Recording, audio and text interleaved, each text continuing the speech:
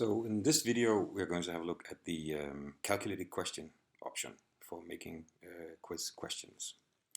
And this here is an example of such a question. You can see in a particular neutron scattering experiment, a beam with intensity IB is impinging on a sample, and you can read the rest here. You will notice some numbers here, 1 and then times something, and then some other numbers here. And these will be essential in the question. So let me just show you what happens when you answer the question. For this particular question, my answer is 0.027, two significant digits, and centimeters squared. And it tells me that I'm correct. And it tells me that it seems like I have derived this particular formula and applied it appropriately. I might not have derived this formula at all and just try to make it all fit.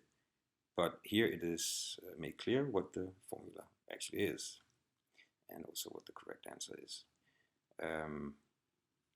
Let's try a new one. And let's say that I am using some kind of wrong formula. I get this. First of all, I'm told that I didn't give the correct unit. Okay, so I'll try again.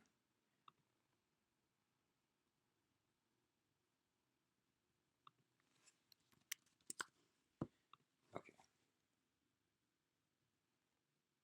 Now you can also see that I get a new hint. Before I got one hint, now I get another hint. And whether or not these hints are good or not is an empirical question. So we have developed them, and we're trying to figure out how good they are. But this is something you can develop. And as I try again, and I try with a different answer, it may or may not be correct, I get some information about that I can use to calculate my answer. And if I continue, then I will at some point run out of hints. So how do you make these kinds of questions? Well, we'll start from here. I have turned editing on, so I could push here and then editing would be turned off again, but we don't want to do that. And I have a question set. You of course will have made your own problem set or question set.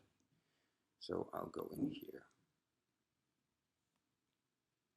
and I want to edit the quiz.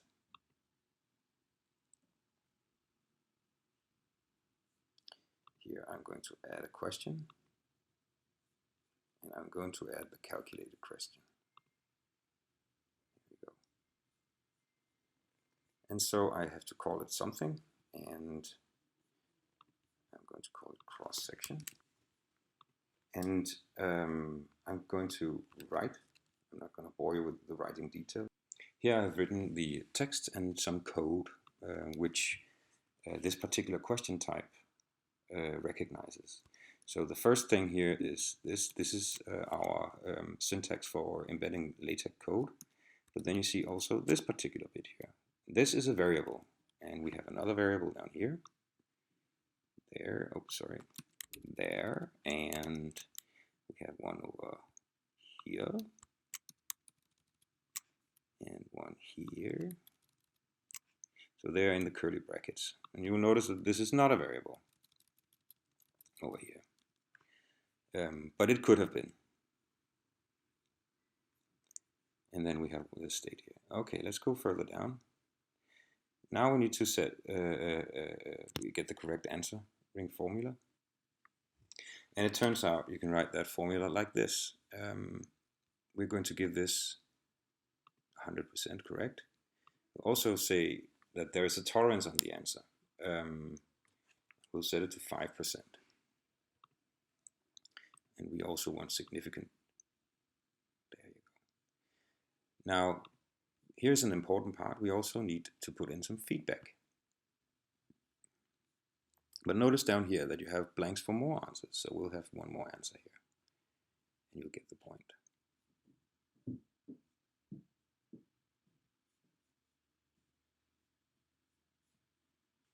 say that the student has made some kind of derivational or unit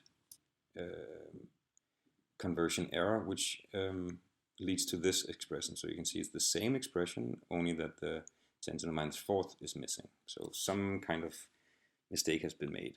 We're going to award that with 50% because, well, he got at least got it half right, maybe even more. We could also say that it's 75%. And we'll set the same settings here. And then we'll give another type of feedback. And so the feedback we have here is, but you seem to have missed a unit conversion. And for every time you discover a new way that the student can answer this particular question in an almost correct or something that is half right or whatever it is manner, you can put in a new answer formula, graded if you want to, and do all these steps here, and then provide the feedback that will help your student towards the correct answer.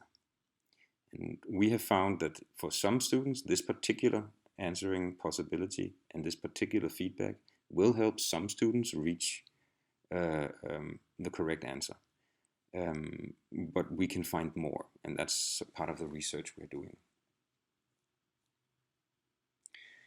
Next, we can go down to unit handling. And you can see here that when I answered the question, I got told when I did not use the correct unit. So this is what we want. The unit must be given and it will be graded. Okay. And you can give penalties if it's not. The units we allow here are centimeters squared. You could also say that, okay, some students are actually used to, when they write in these kinds of assignments, that you can just say centimeters or maybe centimeter or whatever they are used to. Just add the right multiply, which is the same. This means that these are the same. And we can go down to multiple tries, and this is also an important part. We usually do not give penalties for incorrect tries, because we just want the students to finish up having a correct answer. And since we only use these grades to figure out if students are ready for the next step, we do not grade the course. So these hints have been created based on student answers previously, and based on us having talked to students while they were solving these questions here. So that's also something you can do. You can always update these hints and so on. Once you are satisfied here, you can save changes, and of course if you want to go somewhere else, or you can save changes and then it will get you to the next screen. We usually do nothing here, so I'll just go right on to the next part. And then there will be some suggestions here. And this is where you set the particular values, and you will have to add some items. So the more items you add, the more different possibilities students will get. As you saw, when I go back to the original problem, you can see that if I start a new preview, the numbers up here change. So the numbers that we have defined, or defined as parameters or variables, they can actually change. And that's what you're doing here. You're making a set of values that fit together. So I'm going to make 50. And I'm going to add them. And I'm going to try to save the changes. And there we go. Sometimes you will have tolerances which are, so for example, if I set the tolerance here for 1%,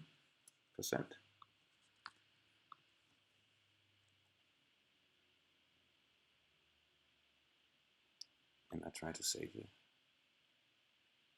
here, and we go to the next page. I should get an error. Let's see. Yeah, it says here, at least one correct answer is outside the true value limits. Modify the answer's tolerance settings as advanced parameters. And this is because we have chosen only two significant digits. And within that, well, this is inside, this is inside. So we have some which are outside. But you will see that sometimes the rounded off value is not within the minimum maximum. Let's try and save again and see what the problems are. We can see here outside the limit because it goes from 0.163 and to 0.66, and the correct rounded off answer is this. So we have to update the tolerance parameter, and we do that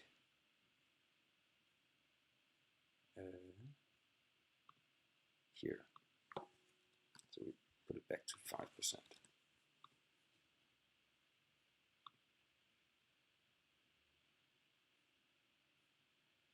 And we can continue. Oh, you have to update them, yes. So once they have been updated and you need to press here, then if you have no further problems with any of these sets, we're good to go. Thank you for listening. Bye-bye.